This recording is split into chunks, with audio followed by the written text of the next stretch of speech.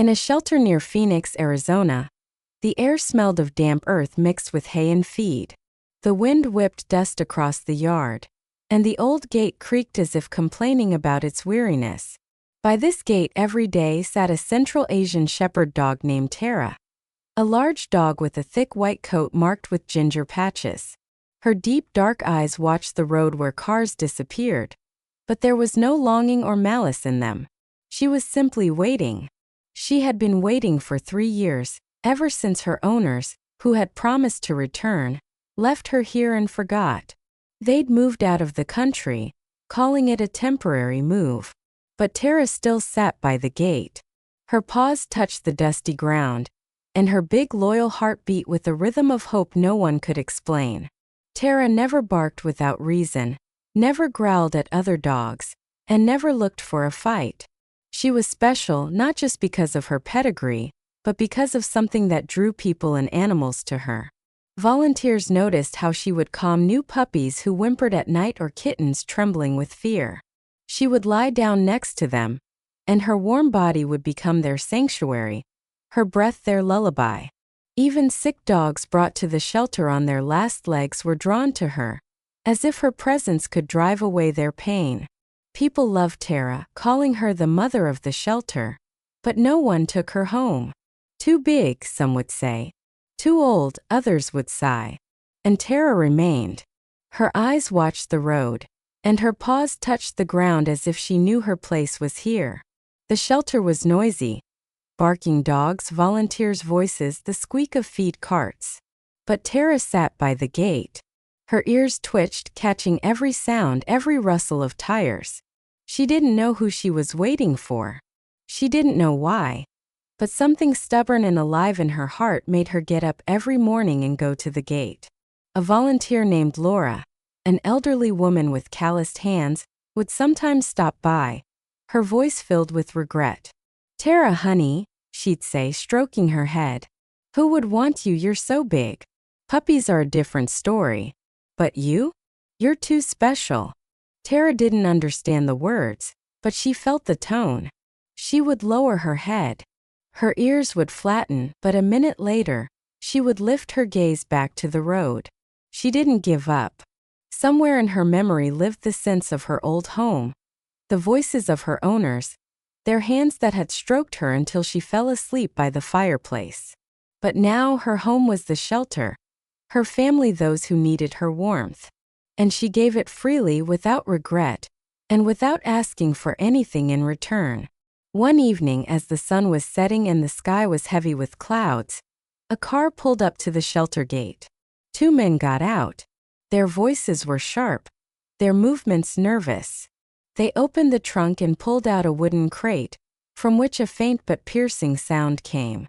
Not a bark or a whimper, but something that made Laura, who was standing nearby, clutch her heart. She stepped toward them, her face darkening. "What is that?" she asked.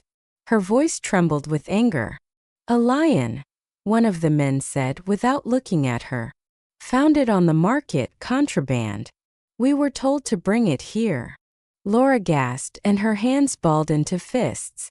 She went to the crate, her fingers shaking as she opened the lid. Inside lay a tiny, emaciated lion cub with a coat matted with dirt. Its big, cloudy eyes stared into the void, and its body trembled as if life were barely clinging to it. It tried to roar, but the sound was weak, almost pitiful. Laura felt tears welling up. "My God," she whispered. "Who did this to you?" The men left, their car disappearing in a cloud of dust, and Laura, holding the crate, entered the shelter. Volunteers gathered around. Their voices were filled with shock and pity. The cub was moved to a separate stall, where they put heating pads and a bowl of water, but he wouldn't drink. He roared, beat against the wall, his paws scratching the floor, and his eyes full of fear wouldn't let anyone near. The vet, a young woman named Anna, tried to approach, but the cub snarled. His little body tensed as if he was ready to fight to the end. "He won't survive if this continues," Anna said. Her voice was full of despair. "He's too weak and the stress will kill him." Laura looked at the stall. Her heart ached. She remembered Tara, her calm gaze, her warm body that calmed everyone around her. She turned to Anna. Her eyes shone with tears, but there was a new resolve in them. "Let me try," she said. "Tara will handle it. She understands everyone." Anna frowned but nodded. She opened the door to Tara's enclosure. Her hands were shaking. Tara lifted her head, and her ears twitched, catching the sound. She got up, her movements slow but full of dignity, and walked into the yard. Laura pointed to the cub's stall. Her voice was quiet, almost a whisper. "Tara, honey," she said. "Just try." Tara approached the stall and her nose twitched, catching the scent of fear and pain. She didn't growl, didn't back away. She just lay down by the door. Her large body touched the cold floor, and her eyes, dark and calm, watched the cub. He froze. His roaring stopped, as if her presence had muffled his fear. A minute later, he took a step toward the door, then another. His little body trembled, but he didn't roar. He lay down by the bars. His muzzle touched Tara's fur. And at that moment the shelter fell silent.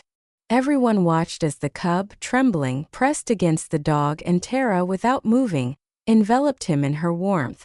Laura wiped her tears, her voice shaking. "It's you, Tara," she whispered. "It's you who saves."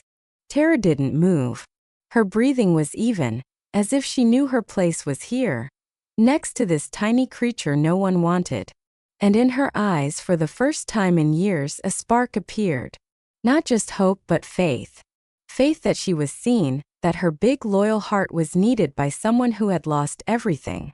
Morning at the shelter began with the sound of dogs barking and the clatter of bowls as volunteers filled them with food. Tara lay in her enclosure. Her large white body occupied a corner where the straw was flattened from her weight. Next to her, pressed against her thick fur, the cub slept. His tiny muzzle was nestled against her side, and his still weak paws twitched in his sleep. His breathing was uneven but calm, as if Tara's warmth had quelled the fear that had tormented him since the day he was found in the crate at the market. Tara didn't move. Her dark eyes watched him, full of something no one could name. Not pity, not instinct, but a deep, almost human love. The cub, who was named Aslan, was weak. His fur was still matted, and his ribs showed under his skin.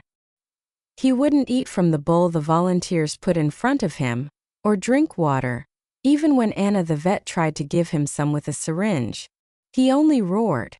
His weak voice trembled with fear, and his paws beat against the walls of the stall, as if he were fighting an invisible enemy. But since that evening when Tara lay by his bars, everything had changed. She didn't leave him, even when volunteers tried to get her back into her enclosure. She just lay there. Her breathing was even, her eyes calm. And Aslan, as if feeling this, stopped roaring. He pressed against her. His little body was trembling, but he no longer thrashed, and now they were inseparable. Laura, the elderly volunteer, stood by the enclosure, her hands gripping an old broom, but her gaze was fixed on Tara and Aslan.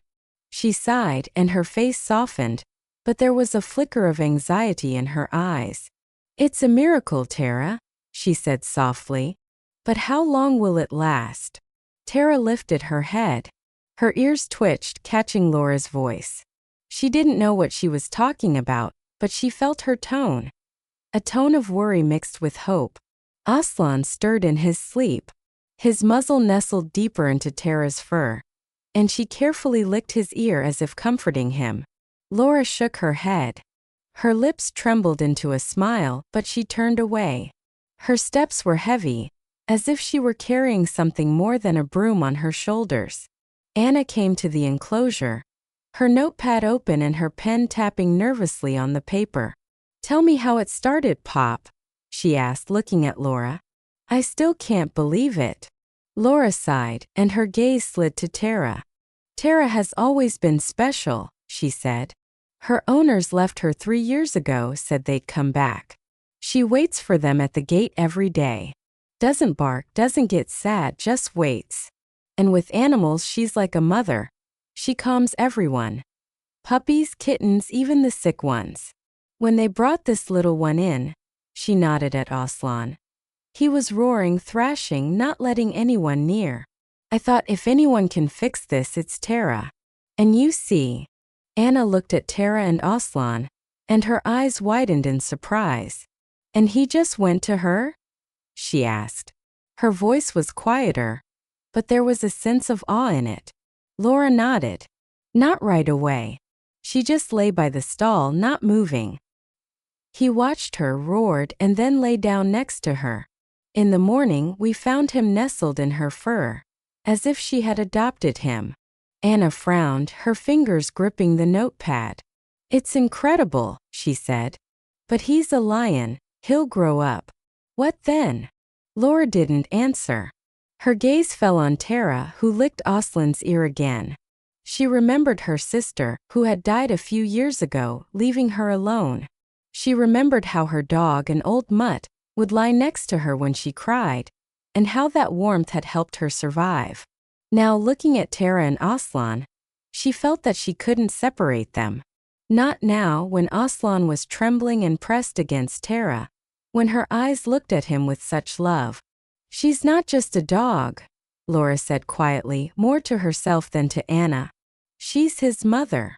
Anna looked at her, and her eyes softened. You're the first one to say that, she said. But you're right, you can't explain it. Tara didn't know the words, didn't know why people looked at her with such a mix of surprise and anxiety. She only knew that Aslan needed her. She felt his fear, his pain, his loneliness, the same feeling she carried in her heart, waiting by the gate. She remembered the smells of her old home, the voices of her owners, their hands that had stroked her. She remembered how they left, how their car disappeared in the dust, how she was brought here. She had waited for them, but with each passing day, her waiting grew quieter, as if her heart was learning to love in a new way. And now, looking at Aslan, she knew her love was needed more by him than by anyone else. Aslan woke up. His eyes, now a little brighter, looked at Tara. He stretched, his paws touched her fur, and he made a weak sound, not a roar but something like a purr. Tara licked his face. Her movements were soft, almost maternal. The volunteers passing by would stop. Their voices would quiet. They saw how Aslan, still weak, was drawn to Tara, how her warm body became his sanctuary. It wasn't just a bond. It was a family that no one could explain. But Laura knew their time was limited. She heard conversations that the cub couldn't be kept in the shelter. She saw Anna writing something in her notepad, her face tense. She knew Aslan would grow up, become strong and dangerous, and that then they would be separated.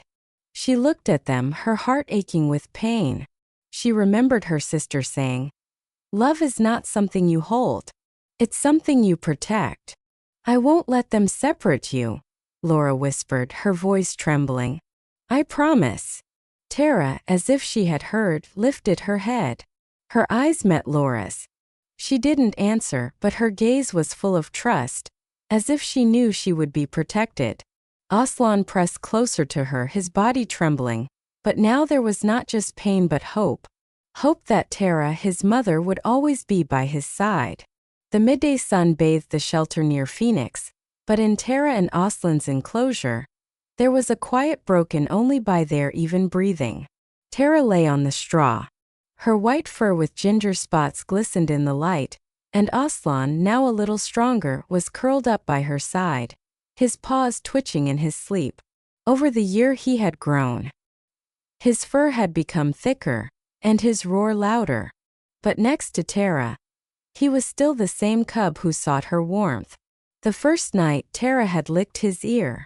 Her eyes, dark and calm, watched him, as if she knew her place was next to this creature who had become her son. But outside the enclosure, anxiety was building, and its shadow already fell on their fragile world. Laura stood by the fence, her hands gripping the old broom, her gaze fixed on a car that had pulled up. 3 people got out. 2 men in sharp suits and a woman with a tablet, whose face was tense. Their voices, sharp and businesslike, cut through the morning noise of the shelter. Anna the vet met them at the gate. Her fingers nervously picked at her notepad. Laura felt her heart tighten. She knew such visits didn't bring good news. She went closer. Her steps were heavy, as if she were carrying the whole shelter on her shoulders. "It's the committee," Anna said quietly. Her voice trembled. "From the Department of Wildlife. Because of Aslan." Laura frowned. Her fingers gripped the broom tighter. "What do they want?" she asked, though she already knew the answer. Anna sighed. Her eyes slid to the enclosure where Tara and Aslan lay together. "They're saying a predator can't be kept in a shelter," she said. "He's grown, become dangerous. They want to transfer him to a zoo. They're making the decision today." Laura felt her throat tighten. She looked at Tara, at her calm gaze, at Aslan, whose muzzle was still pressed against her fur. She remembered how Tara had lain by the cub's stall that first night, how he had stopped roaring, how her warmth had saved him. She knew their bond wasn't just a coincidence, but something more, something these people in suits wouldn't understand. "They can't," she whispered. Her voice trembled with anger. "Tara is his mother." Anna looked at her. Her eyes were full of pain. "I tried to explain," she said. "But they say it's the law. A lion cannot live with a dog." The committee entered the shelter. Their steps were confident, as if they had already made up their minds.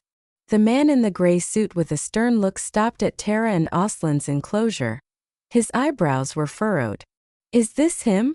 he asked, nodding at Aslan. "And the dog with him? This is not normal." The woman with the tablet wrote something down. Her voice was cold. "The containment of a predator under such conditions is unacceptable," she said. "He needs to be isolated before transport." Laura stepped forward. Her voice was firm despite the trembling in her hands. "You don't understand," she said. "Tara saved him. He wouldn't have survived without her. They're a family." The man looked at her, his lips twisting into a sneer. "A family," he repeated. "This is a dog and a lion. Don't confuse feelings with reality." Laura felt tears welling up, but she didn't back down. She wanted to scream, but her voice became quieter, almost a whisper. "The reality is that they can't live without each other," she said. "Look at them." The committee looked at the enclosure, but their faces remained impassive. Tara, as if sensing the anxiety, lifted her head. Her ears twitched. Aslan woke up. His eyes, now bright and strong, looked at the strangers. He roared, but not a threat but a sound of worry. His body pressed against Tara, as if seeking her protection. Tara licked his face. Her movements were soft but full of resolve, as if she were saying, "I'm here." That evening, the volunteers decided to separate them to prepare Aslan for transport. Laura and Anna led Tara to another enclosure. Her paws resisted the ground, but she didn't growl. She only watched Aslan. Her eyes were full of a pain no one could bear. Aslan, left in the enclosure, rushed to the bars. His paws tore at the ground, and his roar turned into a desperate bellow. Tara, hearing him, howled. Not a bark or a whimper, but a howl. Her voice cut through the night like a mother's cry for a lost child. The volunteers standing nearby looked away. Their faces were wet with tears. "This is wrong," Anna whispered. Her voice broke. We shouldn't be separating them." Laura nodded, her hands shaking. She remembered her sister, whom she hadn't managed to protect when she was sick. She remembered promising herself that she wouldn't allow injustice if she could help. Now, hearing Tara's howl and Aslan's bellow, she knew she couldn't stay silent. She turned to Anna, her eyes burning with resolve. "I know what to do," she said. "I have a friend who's a lawyer. She'll help." Anna looked at her, and her face lit up with hope. "Are you serious?" she asked. "It's not that simple." "Serious?" Laura interrupted. Tara isn't just a dog. She's his mother, and I won't let them be separated. That night Laura didn't sleep. She sat at a table scrolling through old contacts. Her fingers trembled as she dialed her friend, a former lawyer. She told her about Tara and Aslan, about the committee, about the zoo. Her voice was shaking but full of resolve. Her friend was silent, and then she said, "This is difficult, but I'll try. If there's a chance, we'll take it." Tara lay in her enclosure by the bars. Her eyes watched the darkness where Aslan was. She didn't know what people were saying about her. She didn't know what awaited her. But she knew that Aslan was her son. She remembered how he had trembled that first night, how his weak little body had pressed against her, how her warmth had saved him. She remembered every day he had grown up next to her. His games, his roars, his trusting gaze. And now, hearing his bellow in the distance, she howled. Her heart ached with pain, but hope still lived within it. Hope that her son would be near. Aslan in his enclosure tore at the ground with his paws. His bellowing faded but didn't stop. He didn't know why Tara had left. He didn't know what would happen next. But he knew that her warmth was his home. And he waited. His eyes, now strong but full of longing, watched the darkness where his mother was. The morning at the shelter near Phoenix was overcast. The sky was heavy with clouds, and the smell of rain hung in the air. Tara lay in her enclosure. Her white fur with ginger spots was matted, and her dark eyes watched the bars behind which Aslan's roar could still be heard. His voice, full of longing, cut through the silence, and every sound echoed with pain in her heart. She didn't howl as she had the night they were separated, but her silence was louder than a cry. Aslan, her son, now a year-old lion with a thick mane, paced in his stall. His paws tore at the ground and his eyes searched for Tara. The volunteers passing by looked away. Their faces were tense, but in them burned a spark of hope that Laura had lit. Laura stood at the shelter gate, her hands gripping an old phone, and next to her was her friend, the lawyer Samantha, a woman with tired eyes but a firm voice. They were waiting for journalists whom Samantha had convinced to come and tell the story of Tara and Aslan. Laura nervously fiddled with her coat.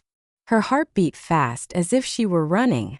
She remembered how 3 days ago Tara and Aslan had refused to eat, how their desperate voices had torn through the night. She knew there wasn't much time. The committee had given the shelter a week to prepare Aslan for transport to the zoo. But Laura didn't give up, and Samantha, hearing her story, took up the case. "We filed a motion," Samantha said. Her voice was calm but resolute. "This is an exceptional case. Tara isn't just a dog. She's his mother. We'll prove that they can't be separated." Laura nodded, her throat tight. "And if it doesn't work?" she asked. Her voice trembled. "What then?" Samantha looked at her, and her eyes softened. "Then we'll keep fighting," she said. "People need to see them. This isn't just a story. It's the truth." That day, journalists arrived, a young woman with a camera and a man with a microphone. Their faces were full of curiosity. Laura led them to Aslan's enclosure. Her steps were quick, but her voice was quiet, as if she was afraid of startling the fragile hope. Aslan, seeing the strangers, roared. His mane stood on end. But when Laura opened the door of the neighboring enclosure and let Tara out, everything changed. Tara walked towards Aslan. Her movements were slow but full of dignity. Aslan froze. His roaring stopped and he rushed to her. His muzzle nestled into her fur, as if he had become that tiny cub trembling with fear again. Tara licked his ear. Her eyes were calm but full of love, as if she were saying, "I'm here." The journalist, who had been filming them, lowered her camera, and her eyes glistened with tears. "This is incredible," she whispered. "How is this possible?" Laura looked at her. Her voice was firm despite the lump in her throat. "It's possible because Tara is his mother," she said. "She saved him when he was dying, and now they can't live without each other." The man with the microphone recorded her words. His face was serious. "We'll do a report," he said. "People need to see this." That evening, the report about Tara and Aslan was shown on local television. The story spread through social media. Petitions began to collect thousands of signatures, and volunteers and caring people started coming to the shelter. They brought food, money, blankets, but most importantly, they brought support. One woman, an elderly teacher, stood by Tara and Aslan's enclosure. Her hands were shaking as she said, "I lost my son many years ago, and looking at them, I know that love is stronger than anything. Don't separate them." Laura listened to her. Her heart ached with both pain and warmth. She remembered her sister whom she couldn't save and felt that this fight wasn't just for Tara and Aslan, but for everyone who knew what it meant to lose. Samantha worked tirelessly, gathering documents and meeting with officials, convincing them that Tara and Aslan were an exception that couldn't be broken. And a week later the answer came. The committee agreed to consider leaving Aslan in the shelter, but on the condition that a separate, safe enclosure would be built for him and Tara. The shelter was allocated land on the outskirts, and volunteers and local residents began to collect funds. Builders worked day and night, their hammers pounding in the rain, and Laura and Anna watched every step. When the enclosure was ready, spacious, with a canopy and a tree in the center, Tara and Aslan were moved there. Laura opened the gate, and her hands trembled as she watched Tara enter her new home, with Aslan following her. His muzzle was pressed against her side. Tara lay down by the tree, her eyes were calm, and Aslan, now strong and fierce, lay next to her. His mane touched her fur, as if he were still her cub. "You're home," Laura whispered. Her voice broke. "Are you together?" Tara, as if she had heard, looked at her. Her gaze was full of gratitude that she couldn't express. Aslan made a low sound like a purr, and licked Tara's ear as if answering her. The volunteers standing nearby wiped away tears. Their voices fell silent. They saw how Aslan, a fierce lion, lay down at Tara's paws, how her warmth covered him, how their bond, which they had tried to break, had become stronger. Laura turned to Samantha, her eyes shining. "We did it," she said. "They'll be together." Samantha nodded, and her face lit up with a smile. "It wasn't us," she said. "It was them." Tara and Aslan showed that love is stronger than laws. Tara didn't know that people had fought for her. She didn't know that her howl had touched thousands of hearts. She only knew that Aslan was with her.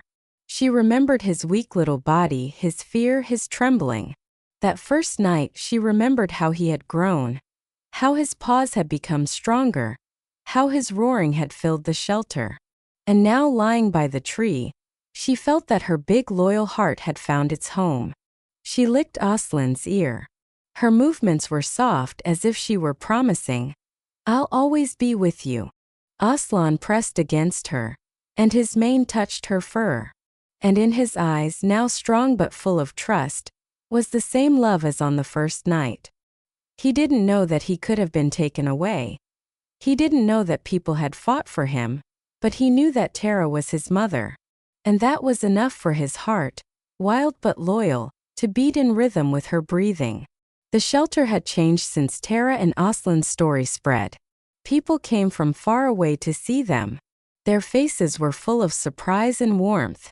Volunteers Laura and Anna now worked with smiles. Their voices rang with pride when they talked about the family that had triumphed over laws. The new enclosure became a symbol of hope not only for Tara and Aslan, but for everyone who believed that love is stronger than fear. By the tree where they slept, volunteers placed a sign, "Tara and Aslan, a love that saves."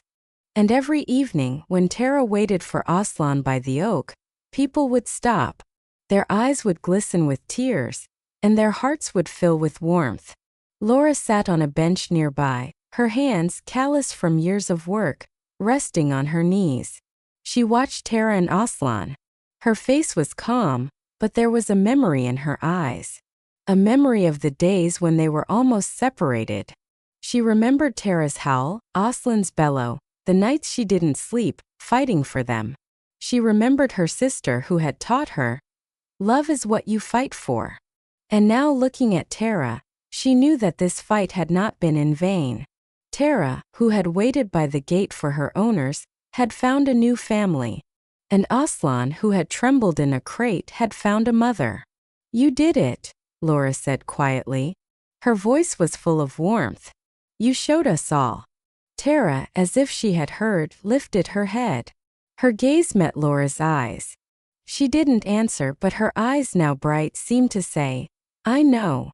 Aslan stirred. His mane touched Tara's fur, and he made a low sound like a purr. Laura smiled, her fingers gripped the edge of her coat, and she felt tears welling up. She knew that Tara would never forget her owners, their voices, their hands. But she also knew that Tara was ready to love again. And this love was their shared one. Every evening, Tara waited for Aslan by the oak.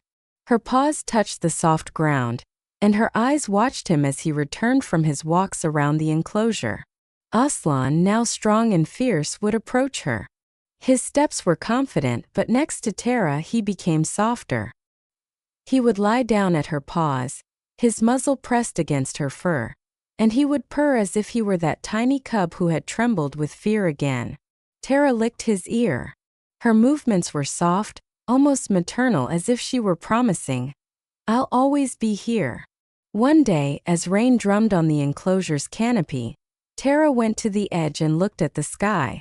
Drops fell on her fur, but she didn't move. Aslan lay down next to her. His mane got wet, but he didn't leave. They lay together, and their breathing merged with the sound of the rain. And at that moment the shelter fell silent. Anna, walking by, stopped. Her hands trembled as she watched them. "How is this possible?" she whispered. Her voice broke. The shelter director, an elderly man with kind eyes, came up to her. His face lit up with a smile. "She's not just a dog," he said. "She's his mother." Anna nodded, her eyes wet with tears. She knew this bond couldn't be explained with words. Tara and Aslan were more than a dog and a lion. They were a family that was born of pain but grew from love. And every time people asked how this was possible, the director would just smile. His voice was full of warmth. "Look at them. That's the answer." Tara didn't know what people were saying about her. She didn't know that their story had touched thousands of hearts. She only knew that Aslan was her son. She remembered his weak little body, his fear, his trembling. That first night, she remembered how he had grown up next to her, how his paws had become stronger, how his roaring had filled the shelter. She remembered the nights they were separated, her howl, his bellow, the pain that had almost broken her. But now, lying by the oak, she felt that her big loyal heart had found peace. She licked Aslan's ear. Her gaze was full of love, as if she were saying, "You are my home." Aslan pressed against her, his mane touching her fur, and in his eyes, now strong but full of trust, was the same love as on the first night. He didn't know that people had fought for him, that they could have been separated, but he knew that her warmth was his life. And every evening when he lay down at her paws, he would purr as if his heart, wild but loyal, was singing its song to her.